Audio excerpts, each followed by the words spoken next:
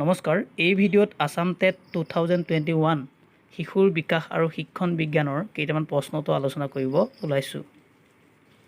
1 number, আগ্ৰহ মনোযোগৰ সুপ্ত অৱস্থা আৰু মনোযোগ আগ্ৰহৰ সক্ৰিয় অৱস্থা।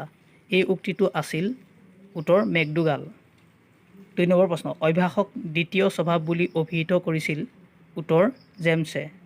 3 নম্বৰ প্ৰশ্ন, শিশুৰ সবল ব্যক্তিত্ব গঠনত সহায় কৰে উত্তৰ শিক্ষকে। 4 নম্বৰ প্ৰশ্ন, ব্যক্তিত্বৰ ইংৰাজী প্ৰতিশব্দ পাৰ্চনেলিটি শব্দটো লেটিন ভাষাৰ উত্তৰ পাৰ্চনা শব্দৰ পৰা আহিছে। 5 নম্বৰ প্ৰশ্ন, এমিল গ্ৰন্থখনৰ স্ৰষ্টা আছিল উত্তৰ ৰুছো। 6 নম্বৰ প্ৰশ্ন, বিশ্বত প্ৰথম প্ৰাক প্ৰাথমিক শিক্ষানুষ্ঠান স্থাপন হৈছিল উত্তৰ ব্ৰেকেনবাৰ্গ চহৰত 1837 চনত।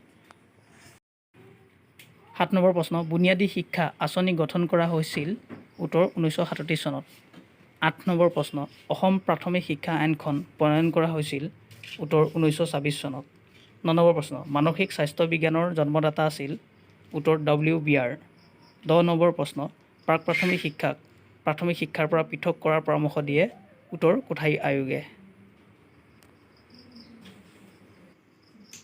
ভাল পালে মোৰ চেনেলটো লাইক, কমেণ্ট আৰু শ্বেয়াৰ কৰিব। লগতে পিছৰ ভিডিঅ'সমূহ চাবলৈ মোৰ চেনেলটো ছাবস্ক্ৰাইব কৰিব। ধন্যবাদ।